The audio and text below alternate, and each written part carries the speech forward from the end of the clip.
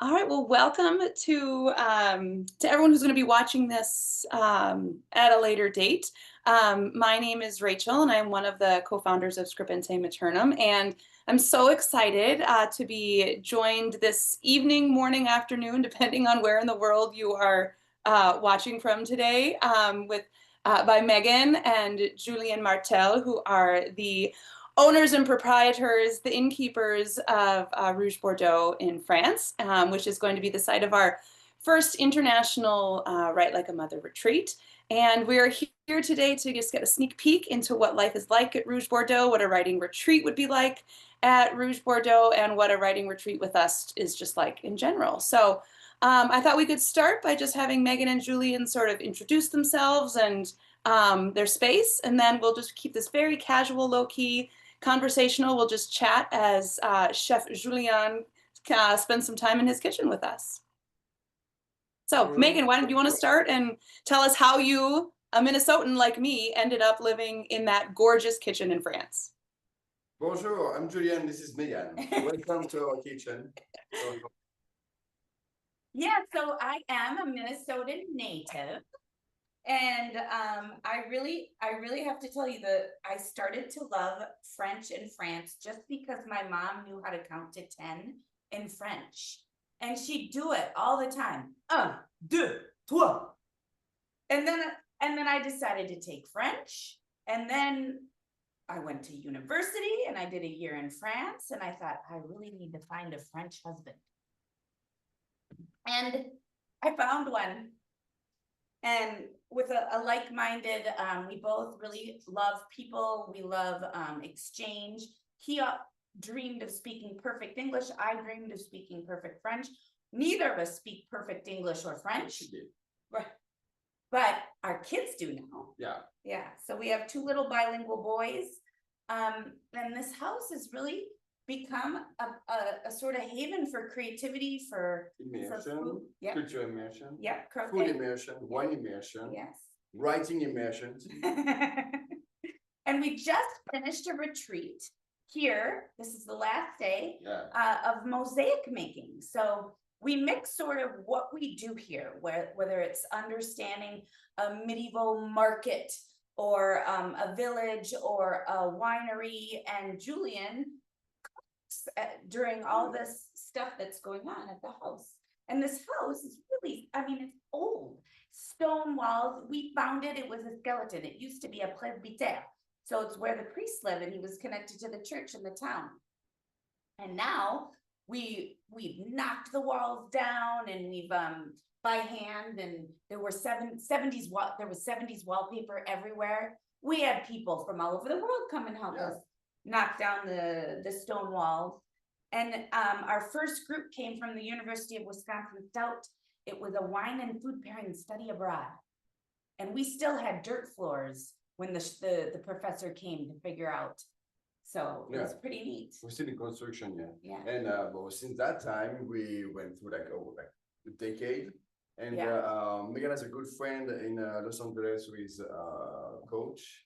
And no, it's Troy and Jen too. Well, we do coaches too, and Troy and Jen in Minnesota who brought us Rachel came to visit us literally almost a year from now, a year ago, and we did a Bastille Day. So the idea of what we do is not just come to France and go to a museum, and it's really like feeling the heart of the people here, feeling the heart of like living among the people. Yes, and eating and then talking about it and dreaming about it and repeating it at home, and then also like when we taste the wines, it's wine's good, but like when you're really experiencing it in the vineyards of the with the vines that are growing these grapes, and the people who are farmers, they're working there. Passionate people. Yeah, and so it's a place to really, I guess, be present and appreciate so many things, and that's what we wanted to make together. I guess in a nutshell. And people like Rachel with our own passion Yes. to bring people here. Yes. And to like emphasize, like share, make like a mixed up melting pot or all that. Our like immersion culture and the writing. And writing and art and creativity. It's just exactly what we've dreamed. And cooking too. And cooking. Yeah.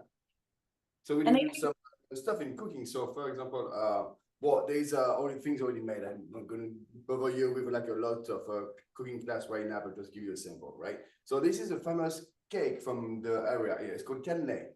It's delicious cake. As an old story, you have to come here to me to tell you the story though.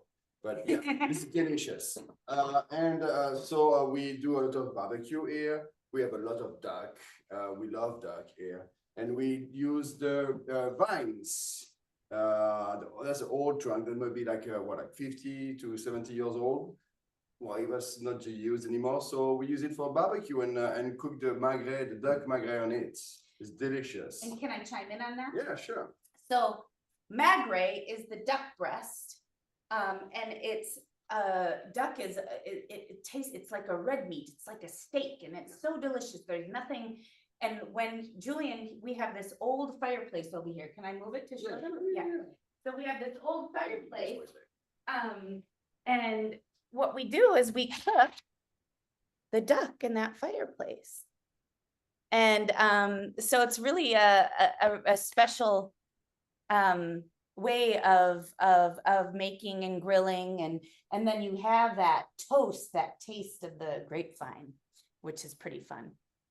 Yeah, so what I wanted to give you a little sample also is like a little amuse-bouche. So we love aperitif here. It's before you eat the dinner, you have the starter, right? You have some bites, like you have some munchies, you said, right? With a drink, so enjoy with friends to break the ice if you don't know people, or just like to get comfortable before the dinner evening happen. So I do a lot of time different things, but tonight I want to keep on duck with you. And I want to do a little toast, but you can do at home. Actually, it's pretty good. You can do it at home. Yeah. But what does amuse-bouche mean? To amuse the bouche. Amuse the bouche. What does it mean, darling? Amuse your mouth. Yes. Yeah. You're preparing more for the dinner, like your appetite. You Tantalize the palate. Yeah, exactly. You know, writers, let's come up with some things. You are the writers. And it's cooking. So I made crackers, rosemary crackers. So I have rosemary in the garden. I make crackers from it. And basically I have a duck too. So I make a duck pate. But what's in the rosemary? Rosemary and cracker. Flour, olive oil, salt, and water. This is basic, but we do a nice pate with duck. It's like what do you call that? Pork. so the texture is like shredded. Shredded. But Julien, what often he does is he gets a whole duck, and then he does everything with it: the foie gras, the magret, the confit. There's so much in a duck, and this is what they use often for the amuse-bouche, and it can spread under cracker bread. But he just came up with this new thing he's doing, and it's like a firecracker of flavor. And he'll show you what he puts on top of the rillette. So the cracker crack, right? It's pretty cracky, right? And the pate is pretty soft and really tasty, right? So we have a kind of like a contrast in the food, right? And we match with that, we pair that with the wine too.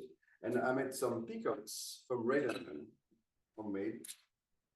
And just to put like on the top of the toast like that.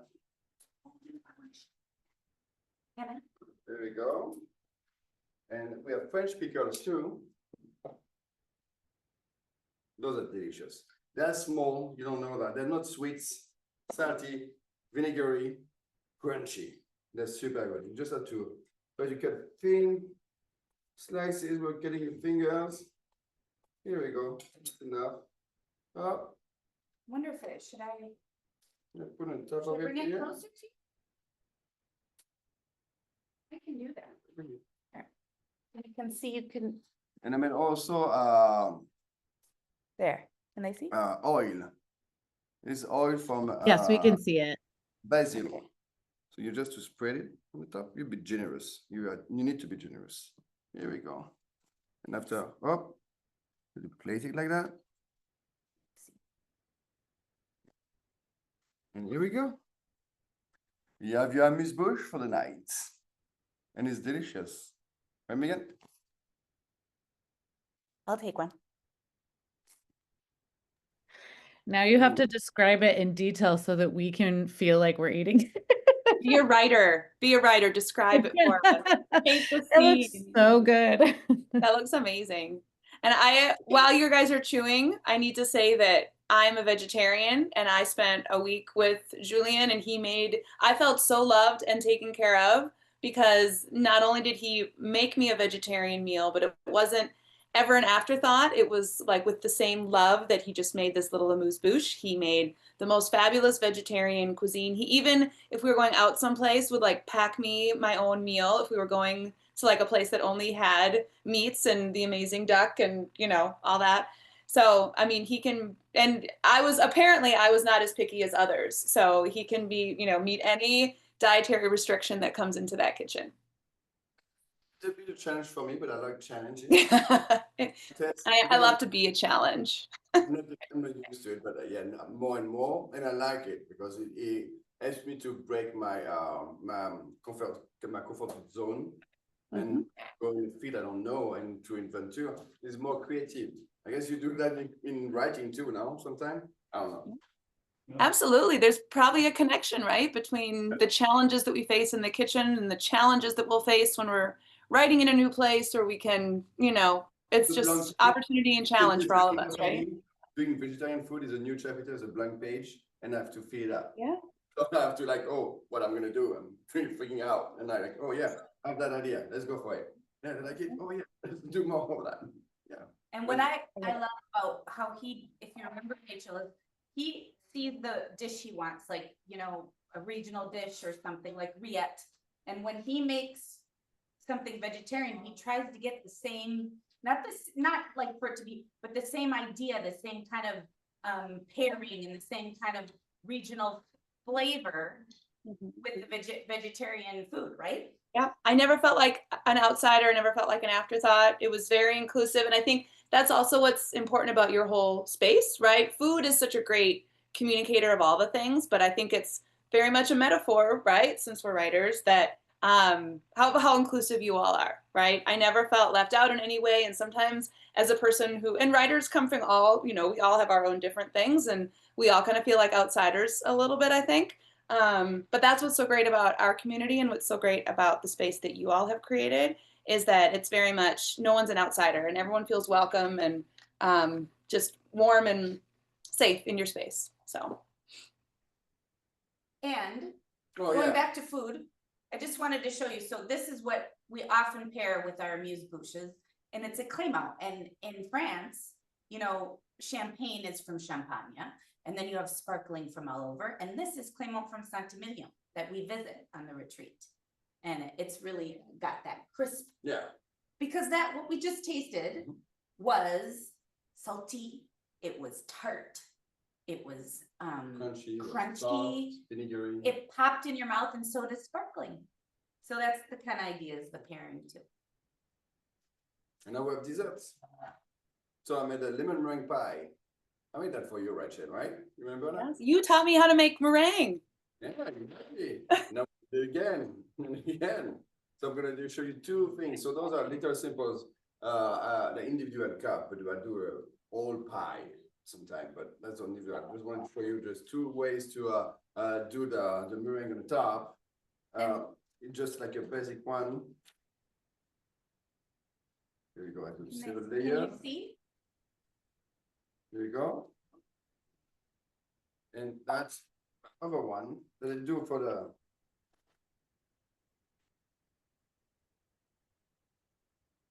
the pie. And then use what we call lazy Susan. A lazy Susie. Lazy Susie. Lazy Susie. Lazy Susie. Lazy Susan. And this I think is so fun. He flattens it.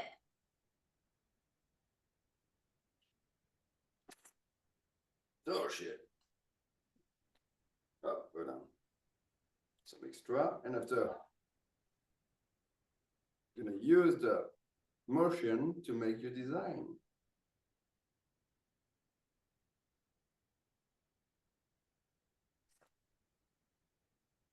Looks like a little rose. Exactly. Oh, but we're not done yet. because now you got to torch it, right? So can I just preface this? So recently he got himself this lovely little torch. But before he would use his real blowtorch. I'm gonna use that. Quick torch, so like, that's too much. There we go. And then he spits it on the lazy Susie. So it's perfect out.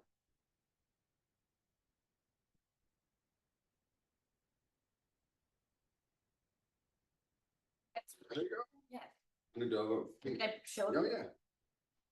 Get it. So cool too. It's a totally different style. Hold on, can you see it? It looks like a toasted rose. It looks beautiful. And delicious. They are delicious. It's good. It's super And- good.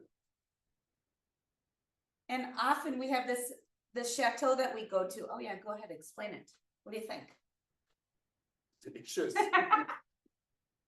And we have a chateau that we like to pair, there's dessert wines, and one of the rules Julien uses is that you have to make sure that your dessert is not as sweet as the wine that you're drinking. Yeah, so we have a. Oh, that's interesting. I would think it would be the other way around. Yeah. Use white wine, and it's the dessert is sweeter. The wine is going to taste like water. You're losing all the fragrance, all the aromas from the wine. And if we do a red wine, it's going to taste like vinegar. It's off. Okay. You always want to have a sweet thing, sweet wine, red or white, but less sugar in your dessert. Mm, that's so interesting. I've never thought that. But taste at home. Test it at home. Yeah. Is that it? Yeah. That's good. Very good. Very, very good. And then of course, you're not doing Oh, we do the other dishes, yeah. So this is the creme brulee that he's making. He has a meal tomorrow night.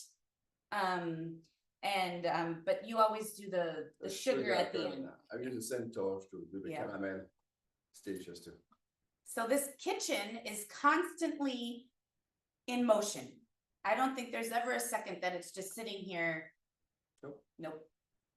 And we have 5 big bedrooms with bathrooms connected.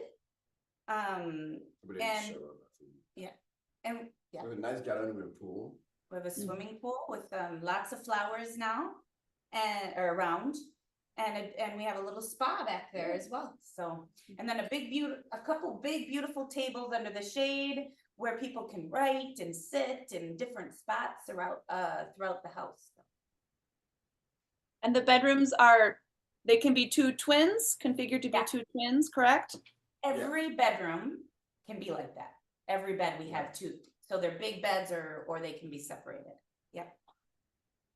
I wonder if maybe between you two and Rachel, you could talk a little bit about what our retreat will look like, or what has gone into kind of the planning and idea behind the Scribente retreat. Do you want to start, Rachel, or do you want me to? Yeah, I can start. We wanted to create a nice balance, I think, between being in this wonderful, beautiful place, but also having that quiet stillness to find inspiration to write. So I think we've planned some activities, but not like go, which it was fun, right? And it's great to see 3 or 4 wineries in a day, but it's a little bit sorry, it's the first week of summer, so I have like someone entertaining me right here. But we also want to, be mindful of the fact that people are coming to Bordeaux to find quiet space to write. So I think that's what's so lovely about this space, is that we can have a lazy morning, for example, where we put out just some pastries and little yogurts and some wonderful coffee, and we spend the morning writing and relaxing. And then perhaps we go to a farmer's market nearby that afternoon, or we go to a winery with a 400-year-old wine cellar and experience what that is like, right? So balancing each day with a good amount of time to write, either alone or in a writing group or with some writing prompts and inspiration, and then balancing it with time out and about. And I should also say that for those who are like really looking at this as more like a writing residency, all of those activities would be completely optional. If you're in, if you're in the zone, if you're in a place, and you are not wanting to go see a wine cellar because you are, finishing that chapter come hell or high water, all those activities are optional. So. That's perfect. And the one thing that we worked on together also is that the activities that we did choose with Rachel are unique, and they kind of give you a different feeling about, like, Arc is shown the bay, and there's oysters, and there's the dune, and then there's a Saint-Emilion, which is cobblestone medieval. It used to be a hermit Saint-Emilion was a hermit. And so, I mean, it's just like these hidden crazy parts of this area that are really special and really kind of get you to, feel differently and think differently. See, the ancientness of what is around here is really magical, and it gets your imagination going for sure. And there's such a rich connection, I think, between writing and place. I mean, I'm a historical nonfiction writer, so, coming to a place that's really old is really going to get my creative juices going. But I think even if you're a poet, if you're writing fiction, if you're writing speculative fiction, going to a place where you've never been, even just a new smell, right, can ignite something and can spark some creativity. So it's all about just, finding the quiet spaces to write, but then going and getting inspired by all these things that we just couldn't possibly see from where a lot of us are coming from. Mm-hmm. And I might add too that we, like, from the writing side, at least from the coordinating side too, that if you're somebody that is not currently working on a project or having a hard time figuring out what to work on, we at Scribente can also create some prompts and also some guided writing materials that can kind of help you through that. And I think also what we have found is that just the community of other writers has helped bring inspiration to a lot of people, because we're talking about writing a lot in addition to trying to write or actively writing. And so I think that that's another big thing that we can offer for people who need it. Absolutely. Yeah, I was a writing teacher before now writing textbooks and nonfiction for kids. So a stuck writer is almost one of my favorite things. To get someone unstuck is just a wonderful teaching challenge that I love. So, yeah. I have a question, actually. Oh, sorry. I have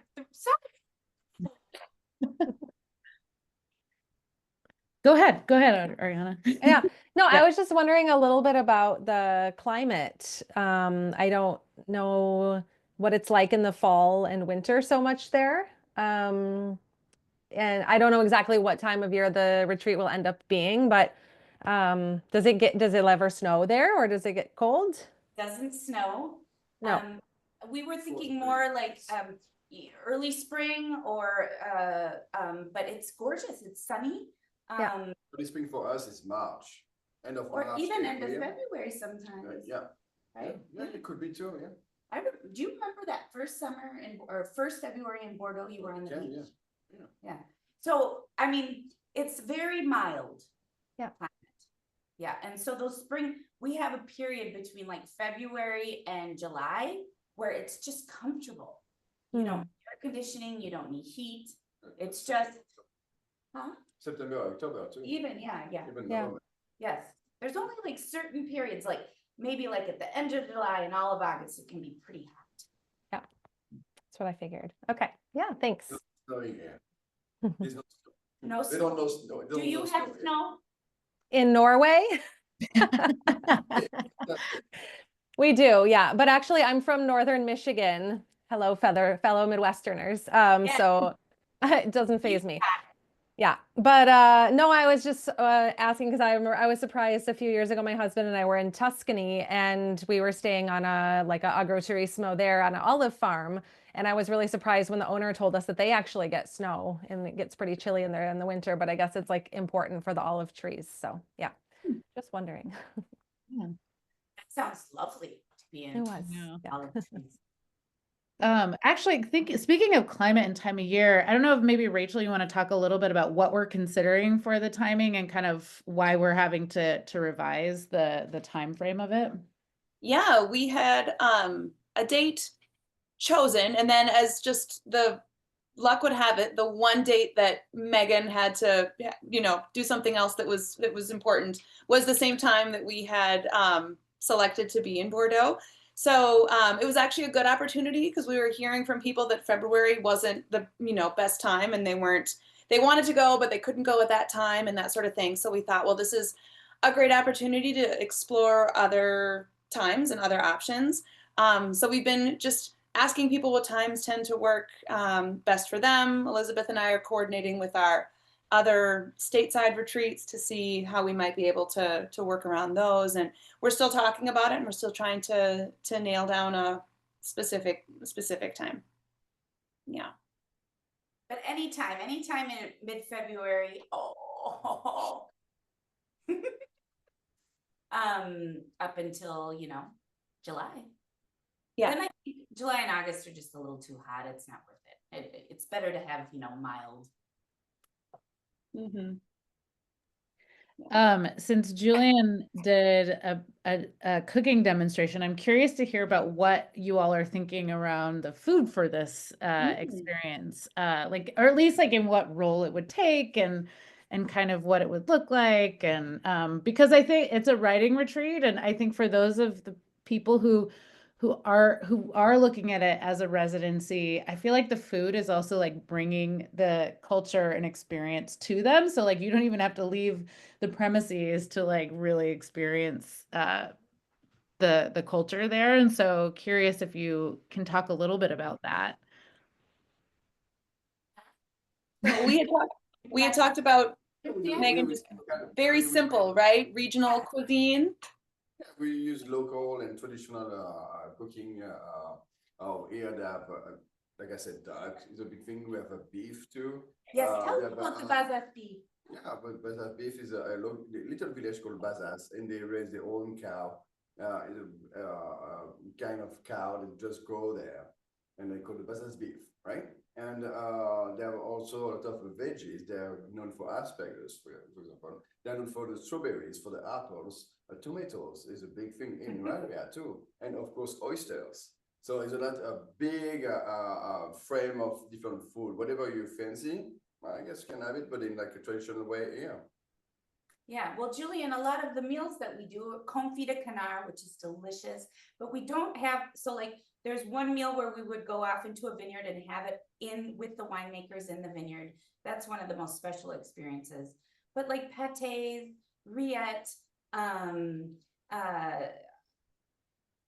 he does a boeuf bourguignon, but with Bordeaux wine, and it's just so good. And then mussels, like that. We're coastal, so a lot of like seafood, and then he sort of adapts it to vegetarian. So he comes up with something that works with sort of the theme that he's making that night.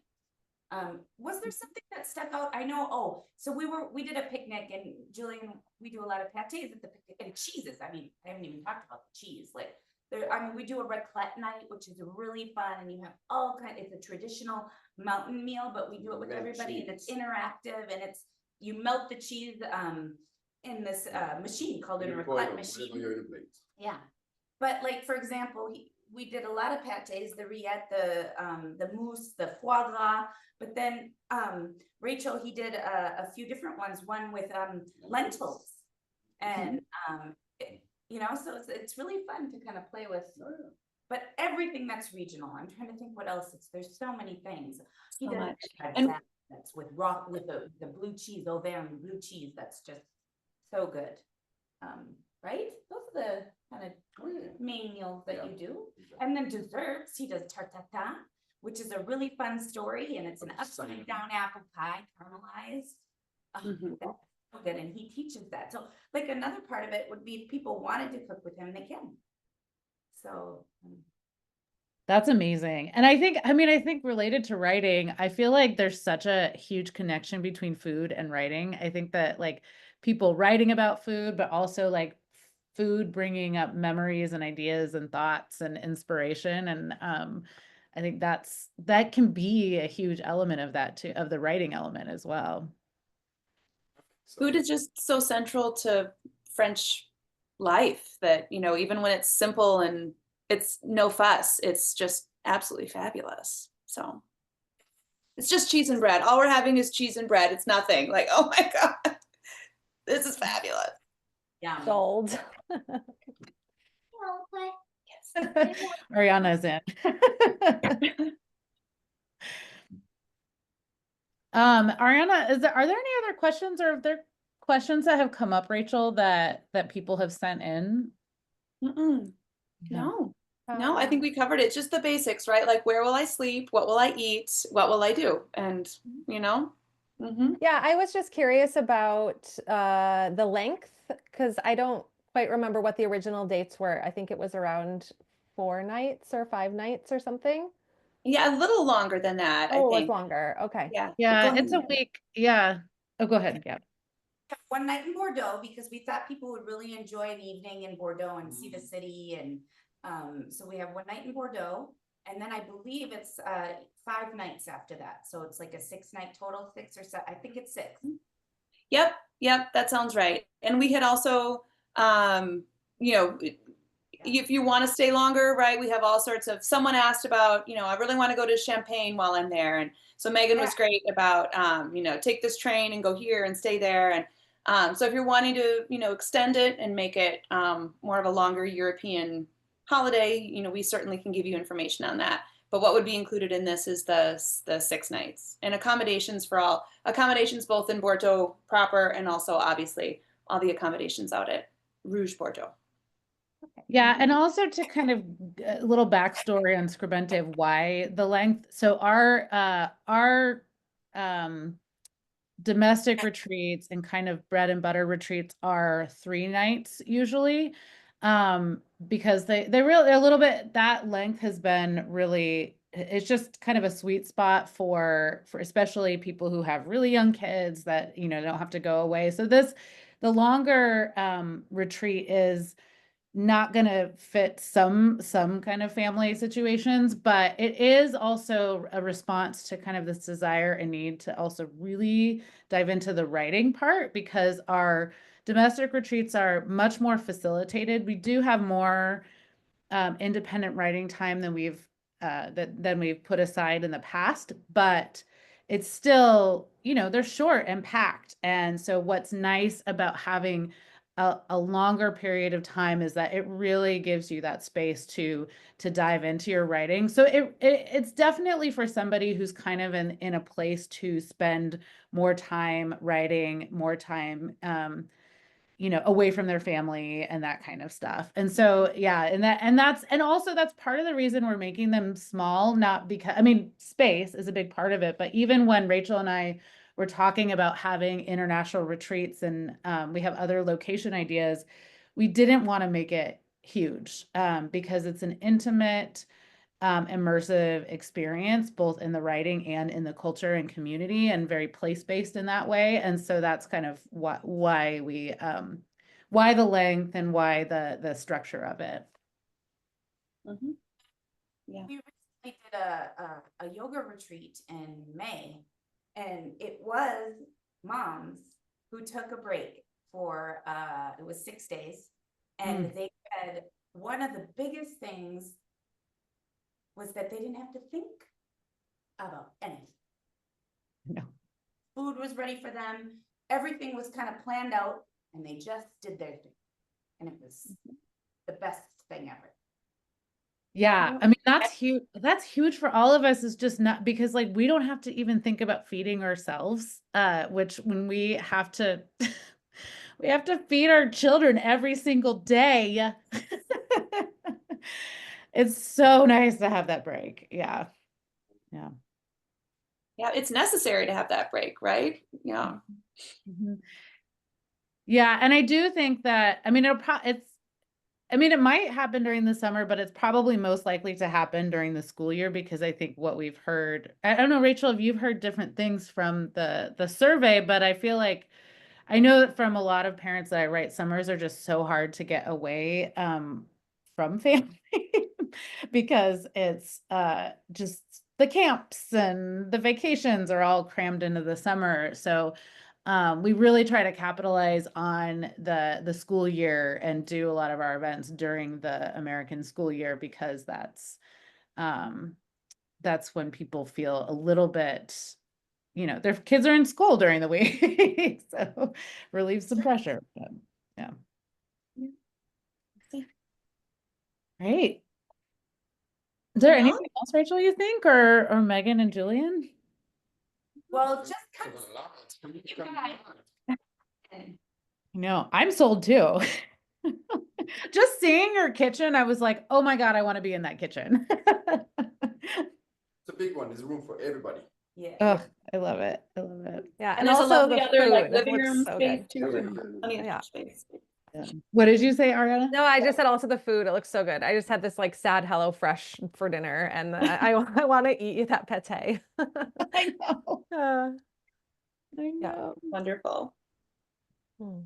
Great. Well, if there's nothing else, Megan and Julien, I'll let you get back. They have hosts or a guest in their house right now, so we need to let them get back to cooking for them. And please, if you're watching this later and you have any questions or we did not your cue, please just send an email to us to hello@scribentematernum.com and we will answer any questions that you have.